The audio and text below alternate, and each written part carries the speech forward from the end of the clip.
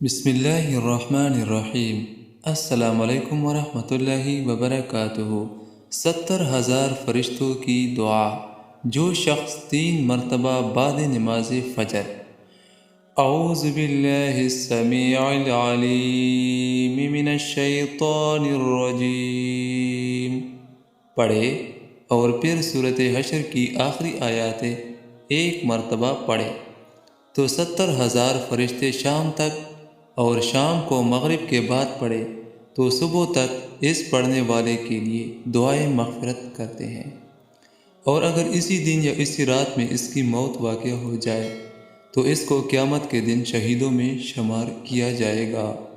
یعنی کہ جو شخص یہ وظیفہ صبح نماز فجر کے بعد 3 مرتبہ پڑھے گا اور سورۃ حشر کی آخری آیاتیں پڑھے گا، اس کو مغفرت کے لیے 70,000 فرشتے دعائیں مغفرت کرتے ہیں، اور اگر مر گیا اسی دن فوت ہو گیا تو اس کا شمار شہیدوں میں ہوگا۔